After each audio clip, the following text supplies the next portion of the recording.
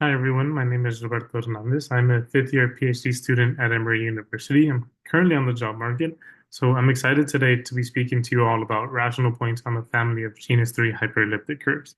But before I do that, I'd like to first give a shout out to the organizers for inviting me to speak. This is really an honor for me, and I can't wait to see how many of you I get to talk to at the Café con Leche on December 6th. Okay. So before I begin, I want to give a quick outline of the plan. So first, I want to talk a little bit about the historical context of the problem. Then I'll talk a little bit about the background, some definitions that we'll need. And then I'll mention Dem'janenko-Manin, which is the method by which I find my rational points on these curves. And then I'll talk a little bit about how I construct this family, C sub A. And then from that family, I'll get two maps, P1 and P sub 2. And I'll talk a little bit about the independence of those maps because I do really need them to be independent. And then in my exploration, I stumble upon some curves in the family which have this elliptic curve condition with which is rank 0. And I'll compute rational points on those curves and I'll show you what I obtain. And then I'll talk about how this method simplifies when you're dealing in rank 1. And then finally, I'll talk about some height bounds on the images of phi1 and phi2, talk about some rational points where the rank is now 1, and then end with some future work, which I think could be an exciting avenue for some future projects. Okay, so let's talk a little bit about the historical context. So this all starts really in 1900 when Hilbert poses his 10th problem, his long list of problems. And his 10th problem asks whether there exists an algorithm which takes as input a Diophantine equation and determines whether the solution set is empty or not. Well, it doesn't get answered until 70 years in 1970 when Matiasevich, Davis, Putnam, and Julian Robinson answered this in the negative. So, in fact, they showed that no, there does not exist an algorithm which can do this. And they didn't all work necessarily together. Matiasevich concluded in 1970, but really work from all three of them contributed to the solution. And I think the work spanned maybe about 20 years until they actually were able to publish it in 1970 or publish the final result in 1970. Okay, but something happened in between 1900 and 1970. In 1922, Mordell posed the following conjecture. So for a nice curve C of genus at least 2 over Q, there are finitely many rational points on C. Okay, well, nice really here doesn't just mean like some nice curve. It really is a technical term. And I'll tell you what that means in a bit. Also, I need to tell you what the genus is, but for now, all you need to know is that the genus is a geometric invariant, and a lot of the stuff that we know in arithmetic geometry, or a lot of the stuff that we care about, really holds a lot of implications through the genus. The genus tells us a lot about the arithmetic of our curves. Okay, but this was posed in 1922, and it wasn't again until 1983 when Faltings finally proved Mordell's conjecture. So I may in the future call it Mordell's conjecture, I may call it Faltings theorem. It's the exact same result, except Faltings theorem is a bit more general, right? The conjecture was posed over Q, Faltings proved it more generally over a number of fields. Okay. So, like I was saying, right, the genus tells us a lot about the arithmetic of our curves, and that is really like the guiding principle in arithmetic geometry. It is that geometry governs arithmetic. The genus tells us a lot, right? So here, when the genus is 0, we know that our curve either has no rational points or infinitely many, in which case it can be realized as a conic and projective space. Okay. If the genus is 1, well, these are elliptic curves, right? And I'm sure at some point we've all heard at least the words elliptic curves. Um, so these are really well studied. There's a lot of theory around elliptic curves, and we know by the Mordell-Weil theorem that their rational points form a finitely generated abelian group. Okay, but not only that. So this finitely generated abelian group has a torsion subgroup. Well, by Mazur's theorem, we know exactly the finite number of possibilities which this torsion subgroup could be. So like I said, right, these elliptic curves are really well studied and we know a lot about them. And then finally, right, if the genus is greater than 1, so greater than or equal to 2, this is exactly the case where Faltings theorem applies. So in this case, we know that C must have finitely many rational points over Q. So, right, this is like really nice. There's this geometric invariant, the genus, which whether it's 0, 1, or bigger than 1, it tells me some or a lot of information about the arithmetic of my curve. Okay. So a little bit of background, right? So first we'll start with this rational number x, which is a over b. We'll define the naive height of x to be the logarithm of the max between the absolute value of a and the absolute value of b. So I might sometimes call this the logarithmic height, but naive height and logarithmic height are exactly the same. Okay, so this is how we define the height of a rational number. And if I take an elliptic curve and I look at it over Q, so its coefficients are rational numbers, and I take some point on the elliptic curve, then we can define the naive height and something called the canonical height on E as follows. So the naive height, h of p, will be defined as the height of the x coordinate of my point here. So P is going to be some point on my elliptic curve. So its coordinates will be rational numbers. So when I take its x coordinate, it'll be some rational number. And then I just define the naive height on E to be just as I define the naive height above on rational numbers, right? Because x of P will be just some rational number. Okay. And then I can also define the canonical height, which will be this limit here. And really, it's not so important that you know what this definition of the canonical height is. You just need to know that there is some canonical height and that it really holds some nice properties, that it translates geometric information to arithmetic information. Okay, so that is really one of the guiding principles whenever we define any height function, right? So a height function will really be just any function which takes points on your varieties, in this case, an elliptic curve, points on your varieties to positive real numbers or positive integers. So, but you wanted to have some guiding principles, right? How do you define a good, quote unquote, good height function? Well, you wanted to translate some geometric information about your variety that you're studying. In our case, there'll be curves, right? You wanted to translate some nice geometric information about your curve to some arithmetic information. And then, moreover, if you have a set of bounded height, you want that set to have finitely many elements in it. Okay, that'll be called the Northcott property. So whenever you're dealing with height functions, you really are guided by those two principles. You want Northcottness and you want nice geometry to be translated to arithmetic information. Okay, and the canonical height does just that. Okay, so So now we have some theorems, which are really well studied theorems about the relationship between the canonical height and the naive height. So if we look at the theorem on the left, if I start with some point, some rational point on my elliptic curve, then what we can say is that the canonical height and the naive height are related up to some constant, right? So they're equal up to this O of 1. Moreover, if I look at the canonical height of MP, which is P multiplied by M, and again, I'm on an elliptic curve, so multiplication by M, it really means something different, right? I need to look at the addition law on the elliptic curve. But if I look at the canonical height of MP, well, the canonical function, the canonical height function is quadratic, so I just pull out an M squared and I multiply that by the canonical height of P. This is a nice property that the canonical height function has. And then this third property is really nice too, right? The canonical height of P will be zero if and only if P is a torsion point on my elliptic curve. Now this is really nice, right? Because I told you that a height function has to be, well, non-negative. So it could be zero, but I want it to be non-negative. This tells me exactly when I'm looking at an elliptic curve, I know when a point will be torsion just by calculating its canonical height, right? So this third property is really nice. Okay, if I look at now the theorem on the right, now if I deal with a map or a morphism between some curve, in our case it'll be a hyperelliptic curve, and the elliptic curve E, then I can also find a relationship between the canonical height on E and the naive height on E.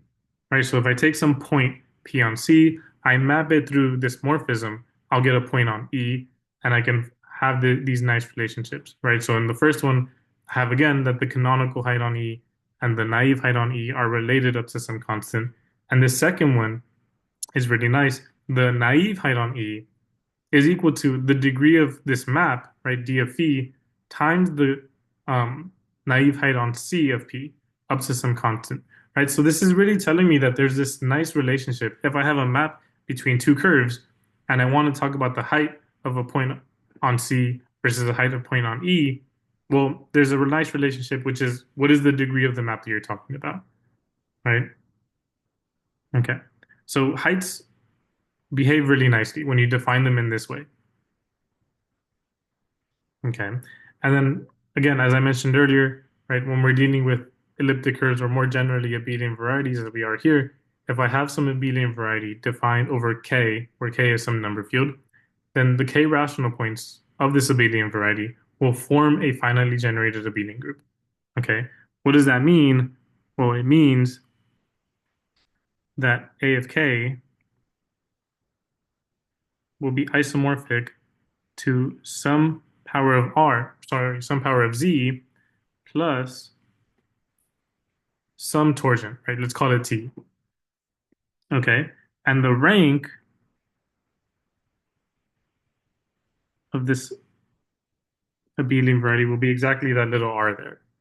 Okay. So now we know what the rank is. We know some properties about heights, right? Let's see if we can talk a little bit more about curves. So from here on out, right, a curve will be a smooth, projective, and geometrically integral variety of dimension one. Now, you don't really need to worry about these things. Every curve that I show you in the slides today will have all these properties. It'll be smooth, it'll be projective, it'll be geometrically integral, and it'll have dimension one, of course. So these are just technical terms that you don't really need to worry about. The genus, right, as I mentioned already, is a geometric invariant of our curve C, and it is defined, again, as the dimension of the Riemann-Roch space associated to the canonical divisor on C. Again, you don't really need to worry about the Riemann-Roch space or what the canonical divisor is. You just need to know that there's this relationship, right, between what my genus is and how many rational points that tells me are on my curve, whether that's infinite, whether it's finite. What does that tell me, right? Another thing that is nice to know is that there exists this abelian variety that is naturally attached to every projective curve. So in our case, we have the Jacobian, which is exactly that abelian variety. And very nicely, it is an abelian variety of dimension G, right? So whatever the genus of my curve is, if it's 3, as it'll be in our case, then I know my Jacobian is an abelian variety of dimension 3. Okay. And then I want to talk a little bit about this theorem, which is commonly known for arithmetic geometers. It's widely used. So if you have some projective curve C of genus greater than or equal to 2, okay, first of all, its genus is greater than 1, which tells me already that I know it has to have finitely many rational points, right? So if I have that and I have a P, some prime of good reduction, and if the rank of the Jacobian is smaller than G and the prime is greater than 2G, then this set here, um, the QP points of C intersected with um, the rational point on the Jacobian, the closure of that, this set will be finite. And moreover, we can bound the number of rational points on C by above. So this will give us, sorry, a nice way to find the rational point on C.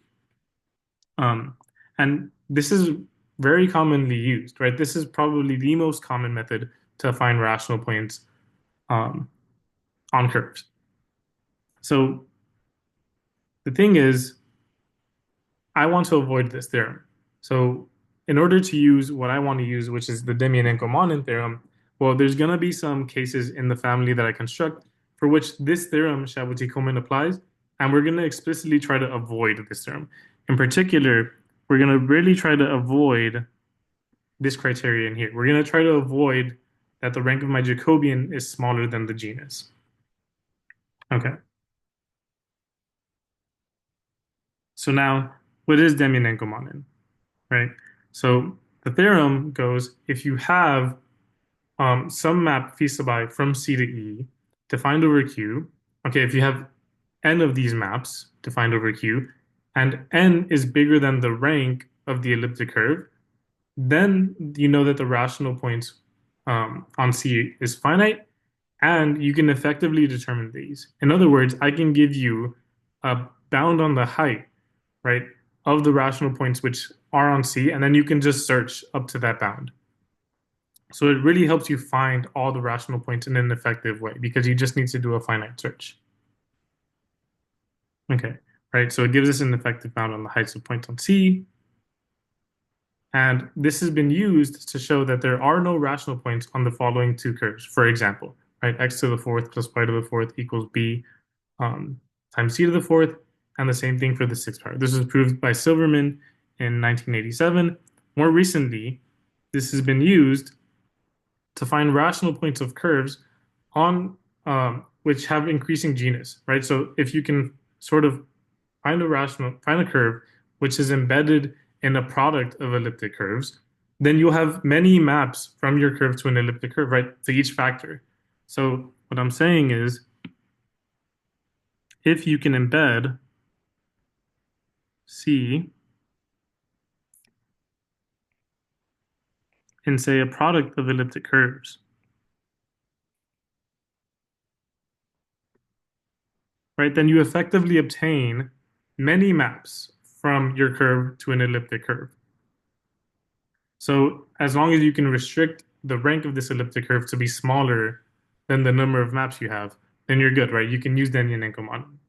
Okay, and this was done more recently by Viada and other people in 2018. Okay, so now what I want to say is, how do you actually construct these these hyperelliptic curves, right? How do you find good curves for which Dem'janenko-Manin can apply? So again, here's the theorem, right? So good candidates for this method will be curves whose Jacobian splits nicely into a product of elliptic curves. So as I said earlier, right, every projective curve has a nice, oops,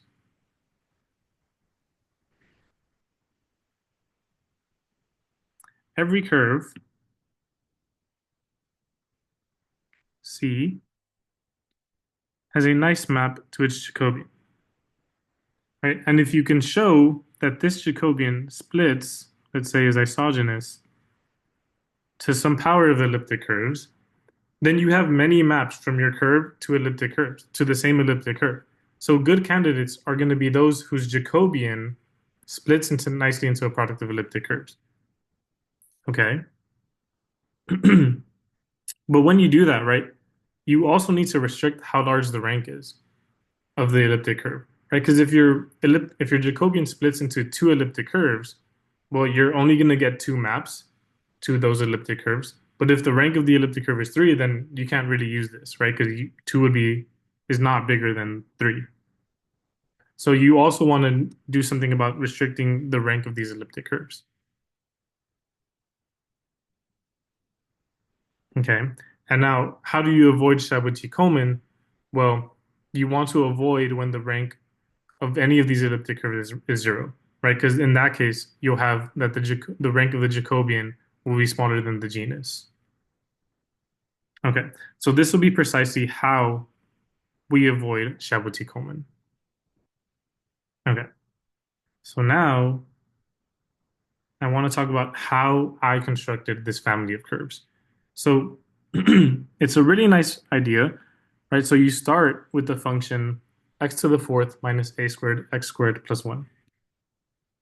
Okay, well, because you know what this graph looks like, right? You can pick 2 points, say z f of z and w f of w, such that z does not equal w, but their outputs are the same, right? If you think about what the graph of this function looks like, you can convince yourself that you can find 2 points which do this.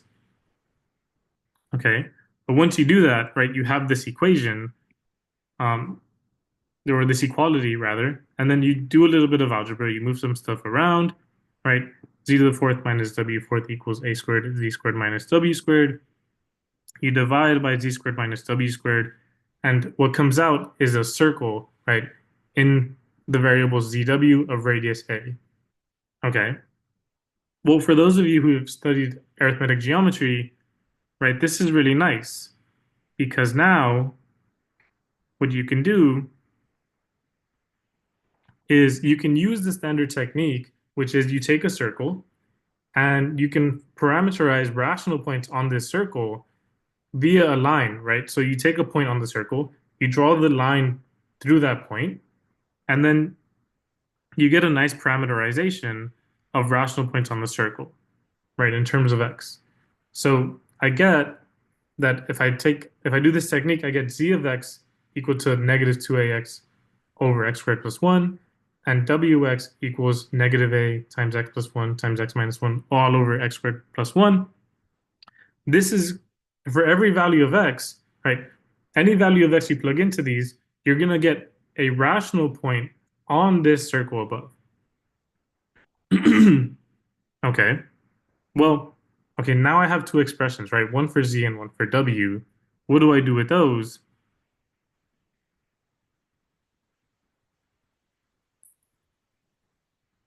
Well, now, well, you plug them in back into the function you started with, right? We started with that that fourth degree polynomial. When I plug z of x, for example, in, well, I'm gonna get an x to the fourth, so I plug in z of x.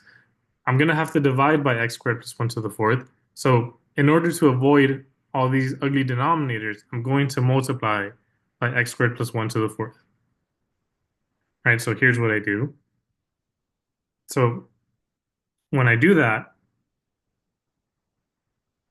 I effectively get this curve here, right? And I put a y squared in front of it to make it a hyperelliptic curve. Okay, so I get this family of hyperelliptic curves of genus 3, all dependent on some parameter a, right? Any value of a you plug in, you're going to get a different curve here. Okay, but just thinking about what we've done, right? How did we sort of come up with this hyperelliptic curve? Well, we came up with it starting from this h sub a, which we're going to call, right? This is a hyperelliptic curve of genus 1. Okay. Well, if you notice this piece here,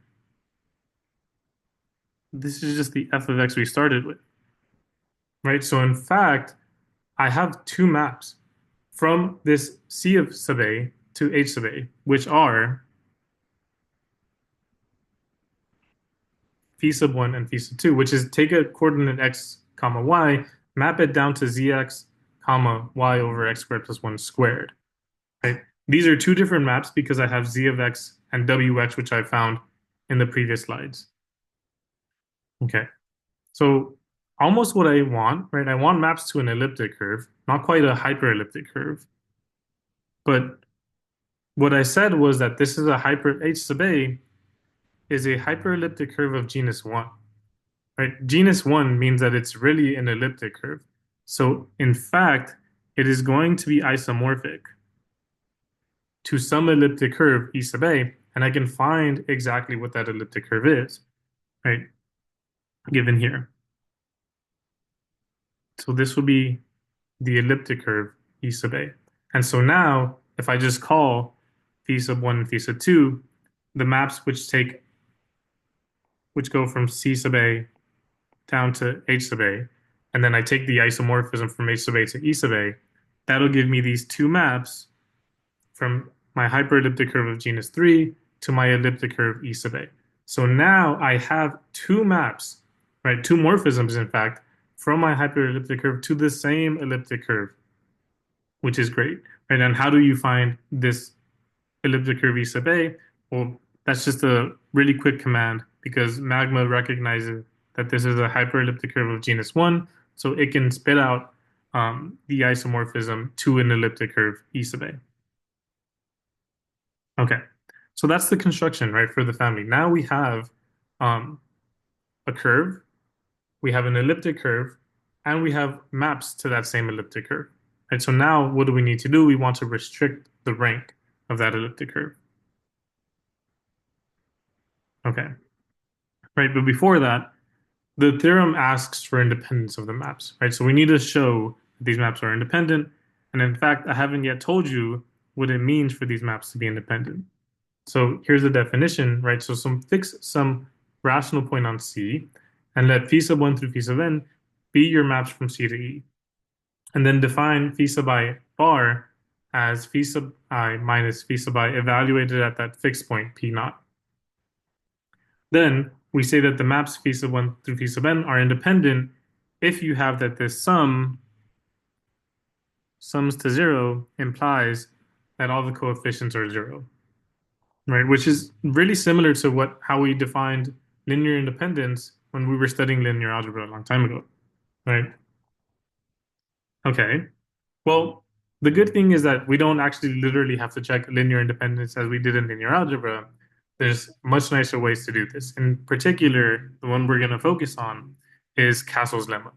Right, so Castle's lemma has this really nice criterion that if you have n morphisms from a curve C to an elliptic curve E, then you can form this matrix D whose coefficients are going to be given by this map here. So you take phi sub I and phi sub j, and you set it equal to 1/2 times the degree of phi sub 1 plus phi sub j minus d of phi sub I minus the degree of phi sub j. You take all of these coordinates, or you take all your maps and form these elements on your matrix, then the morphisms will be independent if and only if the determinant of this matrix is non-zero. Okay.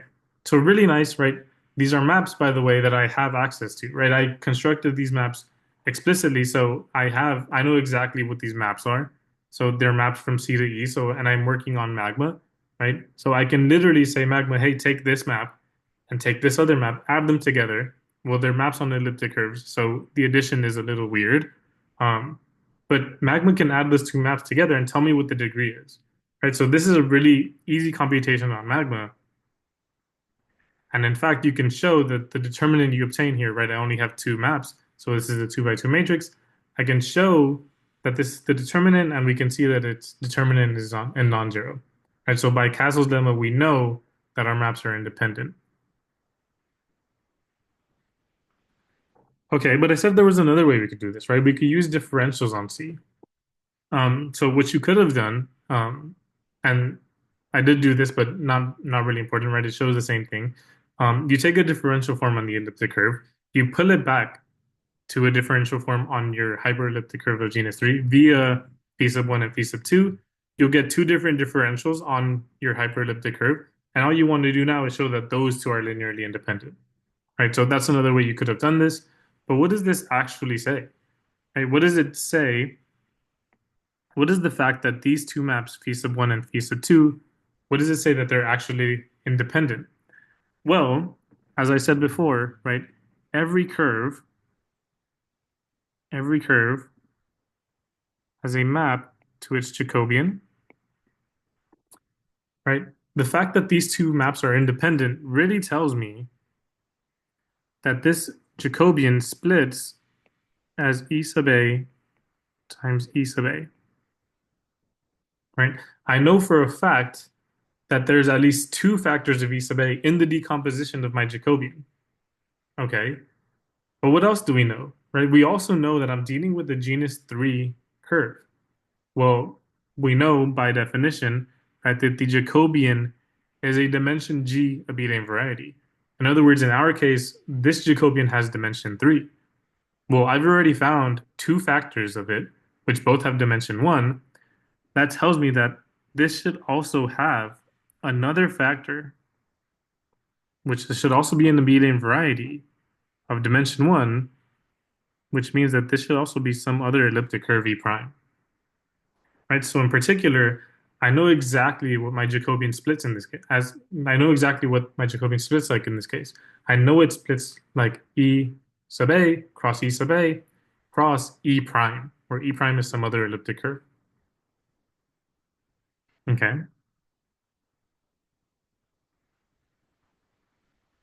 right. So since the Jacobian has dimension 3 and EA appears twice in the decomposition, I know that the Jacobian splits in this way.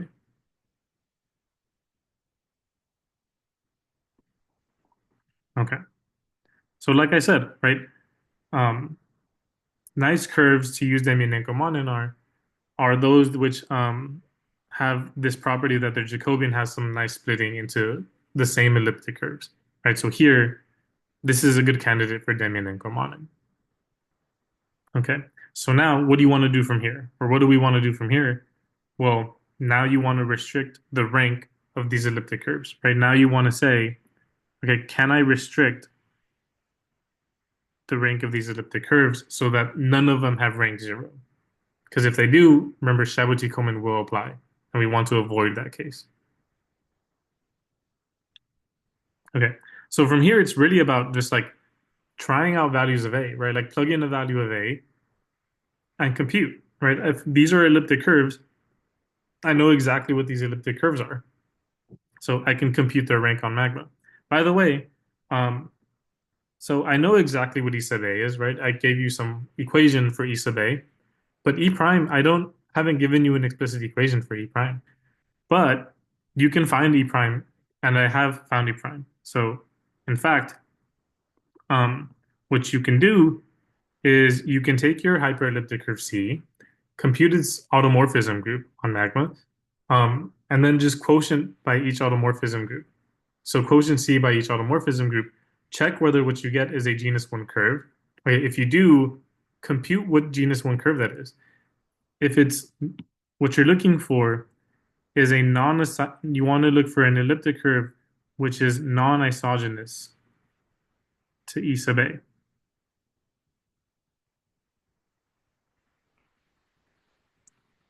Right, so you're looking for a non-isogenous elliptic curve to E sub A. When you find that, that'll be your E sub prime. Sorry, E prime. Okay. So we know even better that we know the full decomposition of the Jacobian in this case.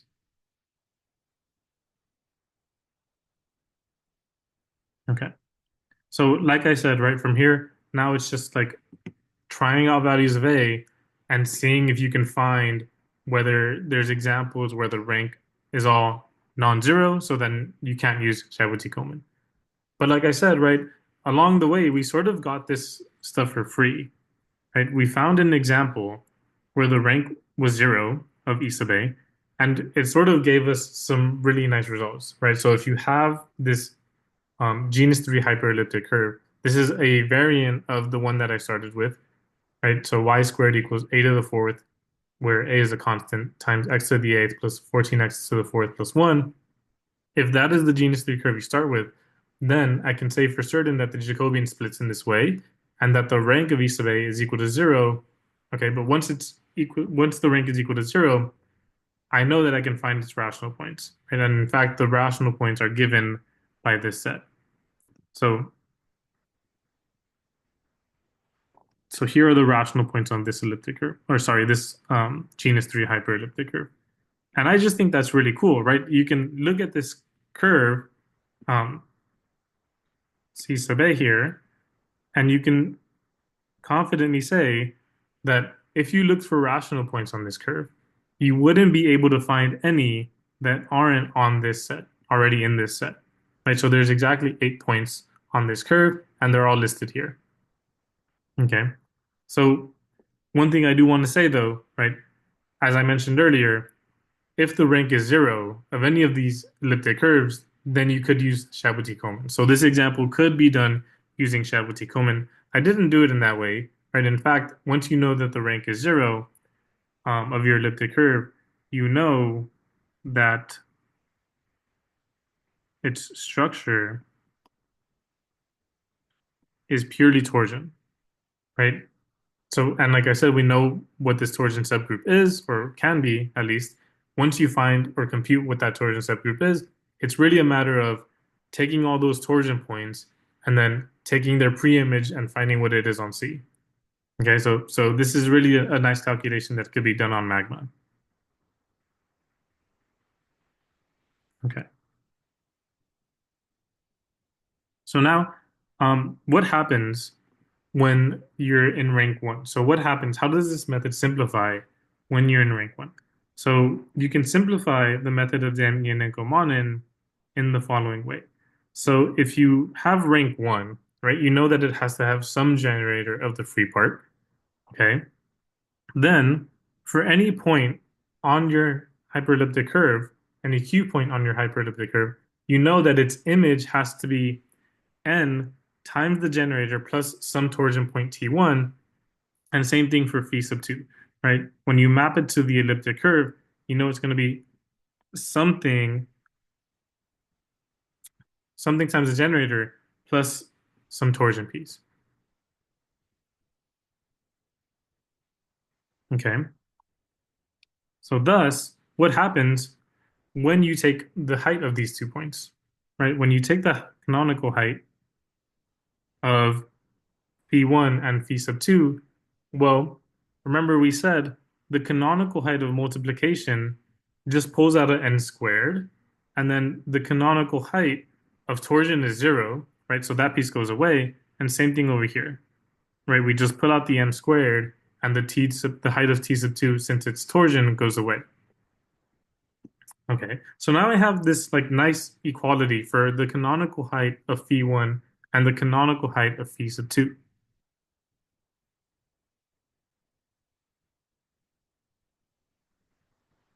Okay, so now we differentiate between two cases, right? Because what happens if I take their difference? So if n equals plus or minus m, so let me put it this way. So if I take their difference first, right? If I take the difference of phi1 of p minus the difference of the canonical height of phi2 of p, and I take absolute values, what's going to happen? Well, I'm going to take an absolute value of n squared minus m squared times the canonical height of r,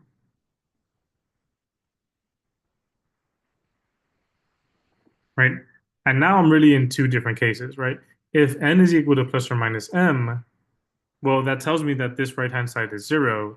And so what I started with, right, phi sub 1 plus or minus phi sub 2 must be a torsion point, right? Because its canonical height must be 0. And we said the canonical height is 0 if and only if you're a torsion point. Okay. But if this sum is a torsion point, well, my two maps are independent, right? So this can only happen for finitely many points on my hyperelliptic curve. Well, then if it only happens finitely many times, you can compute them, you can find them by a direct computation, right? That's not so bad. It's a finite computation that you can do.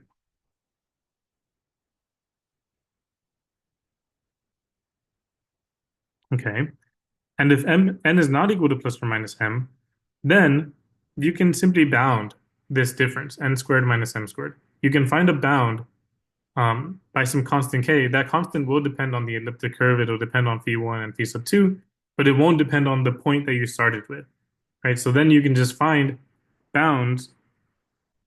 So once you bound n squared minus m squared, you can then bound either n or m, and then simply look at the pre-images of points which are of this form, right? At some point, you're gonna get the point where n is the absolute value of n is smaller than some constant c, and then you're just looking for points on the elliptic curve which have this form, which are finitely many, right? You have finitely many options for n.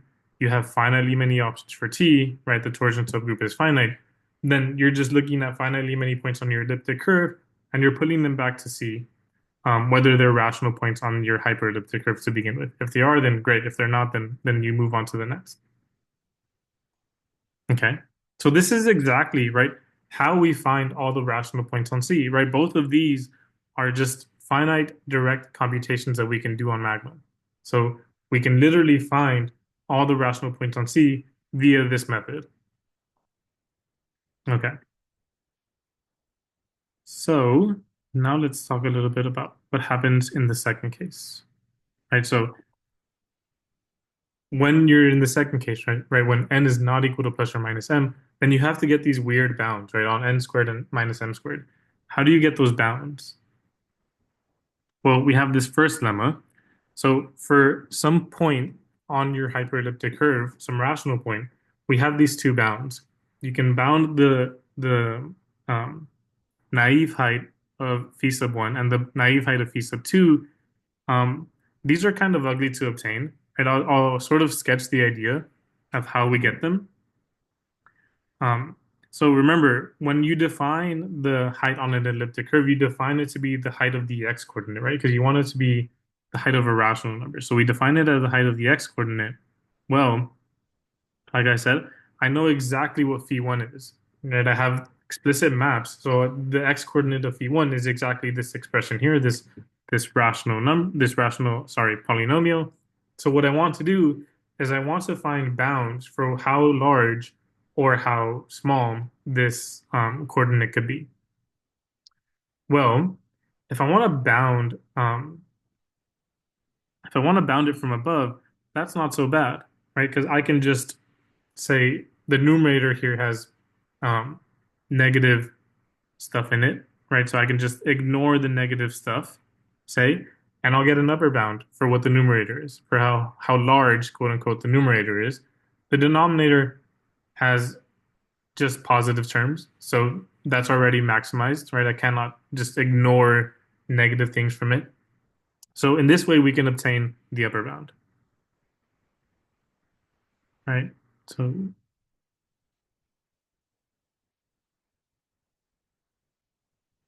So we'll get this expression when we let x and y be rational um, coordinates.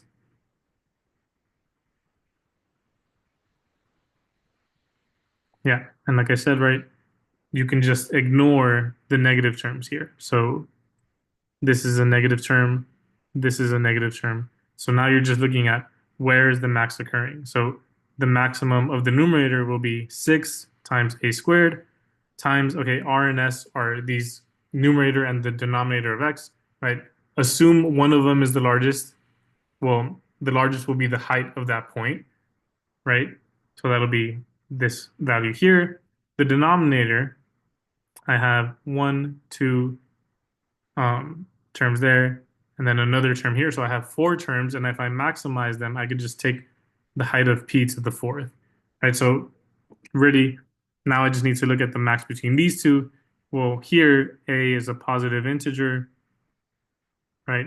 So we know that the largest between these two will be 6a squared times the height of p to the fourth.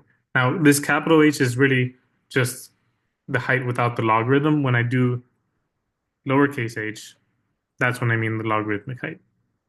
Okay, so now you just use the logarithmic properties to get the upper bound. Okay, so this one's not so bad, right? To get an upper bound, you can just sort of ignore some negative terms and then just see what sort of gets spat out, right? If you ignore enough negative terms, then you can just um, take the largest terms and then just get a maximum in that way. Okay. But the more difficult piece is always the lower bound. So let's talk a little bit about how that came about.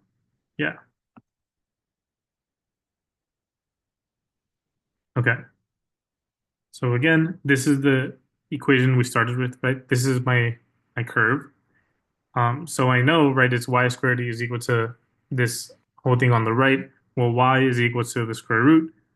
Why am I doing that? Okay. How can I make this larger, right? Again, I'm doing this trick where I ignore everything that could be potentially negative. So this could be potentially negative, this could be potentially negative, so let's just ignore those two. And then I use some more inequalities here, right? I can find if I take a square root and I just want to see how large it could be, I could just take the square root of each of its terms individually. Okay. And then I arrive at this piece here, right? Y prime. So you might be asking yourself, why am I doing this work on this term y? Well, it's because if you noticed, when you took the x coordinate um, of the map phi sub 1, there was a pesky y in the coordinates, right? There was a rational function in terms of x and y. So let me just show you again this piece here, right? This was the x coordinate and there's a y there. That makes things really difficult, actually, um, because when I want to find a lower bound here, what I would like to do is I would like to try to find a relationship between the numerator and the denominator. so that I can sort of cancel some terms out and maybe get a polynomial purely in terms of x, or if when I homogenize this purely in terms of z, but this y really messes things up because if this y wasn't there, then I could say that this numerator and this denominator, well, they're relatively prime. So they generate the unit ideal in Q adjoint X. And so I can really generate any polynomial I want. Um, but because there's a Y there, that's not true anymore. So the inequalities I did in the previous slides were to get rid of that Y. So now, right, I can replace that Y with my Y prime. And I'll get this equation here now, right? And now if you look down here, these are both purely in terms of X, right? They're still maybe not be so nice, but they're much nicer than having to deal with the Y in there. So now the numerator and the denominator are co-prime over Q adjoint X. So we obtain a lemma, which looks like the following. Again, not so pretty, but works.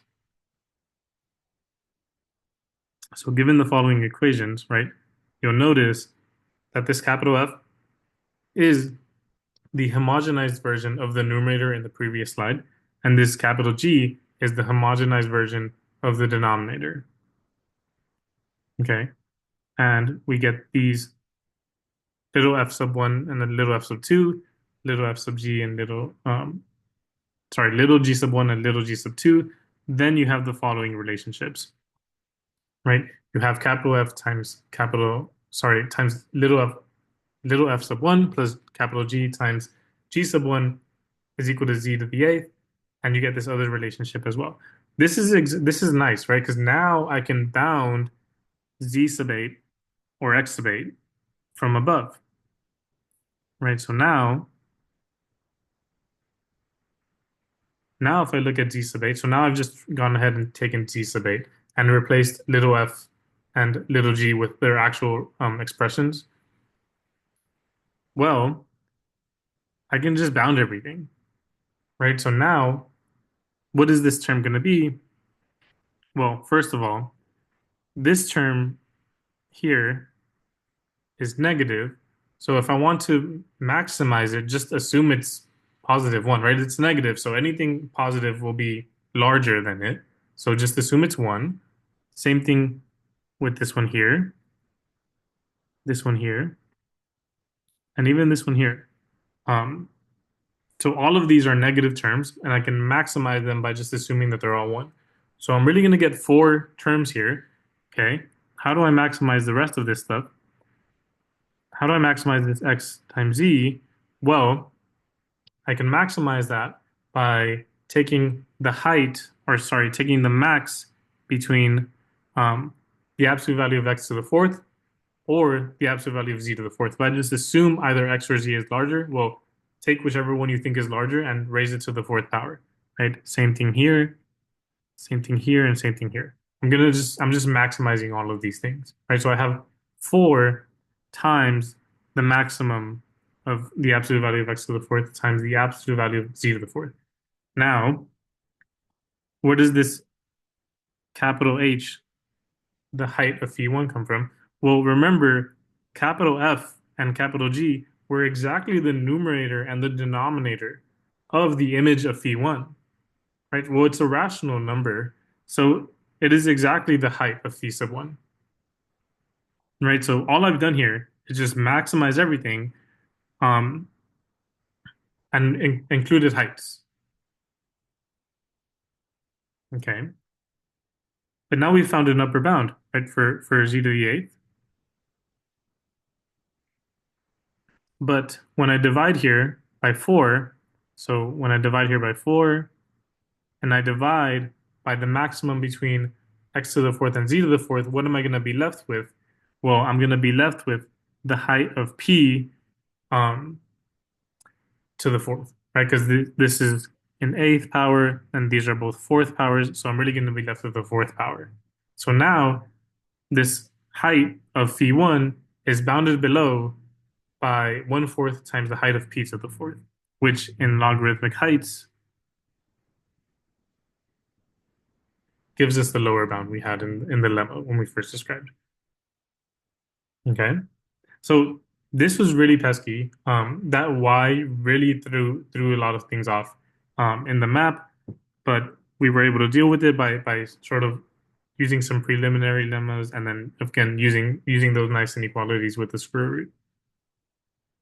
Okay, and this is for right phi sub one, but you get a similar thing for phi sub two. You do the exact same construction, and you'll get a slightly different bound, but still a good bound. Okay, so that was the idea for that lemma, and then we arrive at this next lemma. So now what I can say is that the difference between the canonical height and the naive height of a point on an elliptic curve, specifically our elliptic curve, right? So this should be E sub A, actually. This should be E sub A.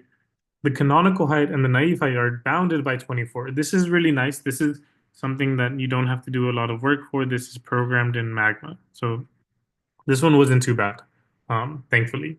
So this one was nice. And then finally, what we can say is that the difference between the canonical heights of the images, remember, this is the difference that I did when I was talking about simplification in rank one, right? I did this difference and I got the absolute value of, so this was equal to the absolute value of n squared minus m squared times the canonical height of this r, where r was the generator of the free part of E, right? So now I've bounded this by this nice term 51.18 plus 2 log A. Now I think this is really nice, right? Because I've found a nice bound for any value of A that you can give me. And even better, it's in terms of log, right? So it doesn't even grow too fast. This height doesn't even grow too fast. Um, so it's a really nice bound. And one thing I do want to say about it though is it could definitely be made better. Um, but for our purposes, it's good enough. Okay. So now that we have that, I want to show you an example, right, where we actually find rational points on a hyperelliptic curve of genus 3 where the rank is 1, right? So this is precisely the case where Chaboty-Coleman does not apply. Okay. So the first example for which this occurs is A is equal to 3. So by lemma 4, right, the one I just showed, we have that the difference between the canonical heights is 52.13. I also know what the generator is, right? On Magma, I can compute. In fact, so Magma will give you the generator for the free part of the elliptic curve, but I've actually found myself 4 points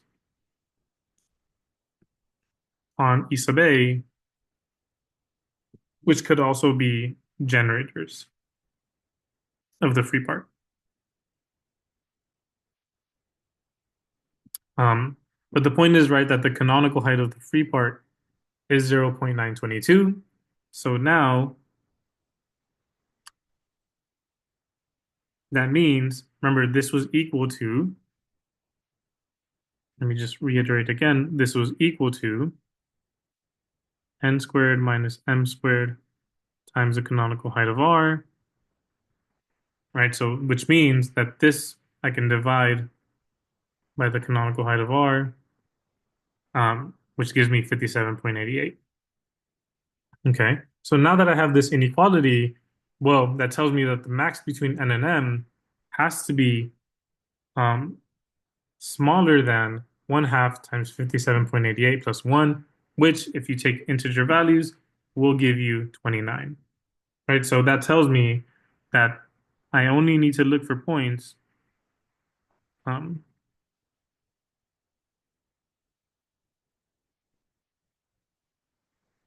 which have n smaller than absolute value of n smaller than 29. Okay. Again, a finite search, right? So now we go over here.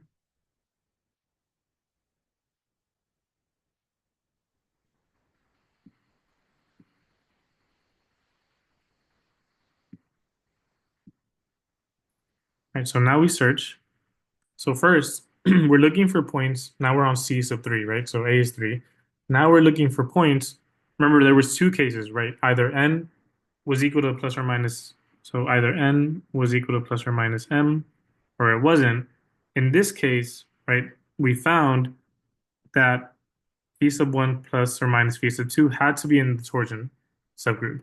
Well, in this case, turns out that the points which arise from this case are empty. Why is that? As I said before, I know exactly what phi sub 1 and phi sub 2 are. Again, on magma, I can take their sum or their difference, and magma will spit out polynomial equations for those coordinates, right? So what I found is that the torsion points on E sub 3, so the torsion points on E sub 3 have x coordinate 0 or 7 or 11. Right, again, there's finitely many, so you can actually find what their x coordinate is going to be. So just by looking at their x coordinate, right, this expression here will give me some polynomial. I can just check when is that polynomial going to be equal to 0, 7, or 11. Well, it turns out that in this case, those polynomials will never be equal to 0, 7, or 11. And so, in fact, I know that there is never a chance for rational points on my hyperelliptic curve to show up in this case. And that's how we can show that this set is empty. Okay, so then all we need to do, right, is look for points on C sub 3 such that either phi sub 1 is n times the generator plus torsion, or um, so, oops, okay, um, such that phi sub 1 is equal to n times r plus torsion, or phi sub 2 is equal to n times r plus torsion. Again, this is where torsion is a finite group, so there's only finitely many options. My n, I just concluded that it is only finitely many options, right? It's between negative 28 and 28. So my computer can run this super quickly and just find rational points in this way, right? So now we get the following. In the search, if you consider this hyperelliptic curve, C sub 3, then the rational points are exactly the following 8. So plus or minus 1, comma plus or minus 4, comma 1, 0, comma plus or minus 1, comma 1, and 1, comma plus or minus 1, comma 0. So if you search for points on this hyperelliptic curve, rational points on this hyperelliptic curve, you would only be able to find the following 8. Okay. And there's a really nice picture, which I thought was really nice, which is here's C sub 3. Right, here's C sub 3, and here are 6 points that I found. The other two, well, we can't see them because they're actually the points at infinity. So remember, these are projective curves, so they do have these points at infinity that you can't typically see, but the ones on the affine chart we can see, and these are exactly the ones you're seeing here. So pretty cool picture. I think it's really nice that no matter how hard you try or how long you work, you're never going to be able to find any other points on this that lie on this curve with rational coefficients or coordinates. So yeah, there's many other examples that I have computed, but this is just like I said, A is equal to 3 is the first case where Dem'janenko-Manin applies to the curves while Chabot-Coleman doesn't. Okay. So now to end with future work, right? Like I said, there's more values of A for which Dem'janenko-Manin applies, but Chabot-Coleman doesn't. What I haven't been able to do is find a nice criteria for when that happens. So I have this long list of values of A um, that work, and I can't seem to see a pattern. Like I don't see any um, pattern occurring. I like haven't been able to find a nice criterion for when this should occur. But basically, what we're looking for is values of A for when the Jacobian or the rank of the Jacobian is equal to 3, right? Because that'll be exactly the case where the rank is not smaller than the genus. Um, Another thing that I think is interesting is find more examples of curves of higher genus for which Dem'janenko-Manin applies while Chabot-Coleman doesn't, using a similar technique. So I started right with the curve, or with the equation rather, x to the fourth minus a squared, x squared plus 1. There's no reason why you couldn't start with some other even degree polynomial and higher degree and do the same thing. The only issue is that it's going to give you a curve of higher genus, but right, the higher genus you go, the easier, quote unquote, it makes it for Chabot-Coleman to apply. So that would be like the caveat to sort of there's more things to avoid in that case. But even though in those examples, right, even if you can't use Dem'janenko-Manin, so in those cases, right, in the case where you do bullet point two, you're gonna get your Jacobian. So let me see if I can write this. Your Jacobian of C is gonna be isogenous to E sub A and say squared, right? Because there's gonna be two terms in there. But instead of being E prime, it's gonna be times some other abelian variety A, which will have dimension at least two, right? So can you say anything about the abelian variety which appears in this decomposition? Um, that's an interesting question too. Like maybe you can ask whether this abelian variety which appears, can that split into multiple elliptic curves, or is it like not decomposable at all? I mean, I think these are just interesting questions, whether you can use Dem'janenko-Manin or not. I think they're just interesting questions to explore in the future as well. Um, some other thing that I would like to do is write code that can automate some of these steps. Um, so it would be nice if I can just give Magma my functions, like my x coordinate of the rational functions. Like for example, in the first lemma I showed the idea for, it would be nice if Magma could take my rational polynomials or my rational functions, um, and just tell me what their max and min are. Um, so far, I haven't been able to do that, and I don't think it would be quite easy to do because, like I said, in my case, there was a y that was pretty pesky, but there's nothing stopping like a y squared or y cubed appearing.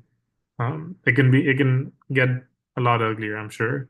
So, but for the pipes that could be automated, it'd be interesting to see if some of them could be done, just to speed up the process a little bit.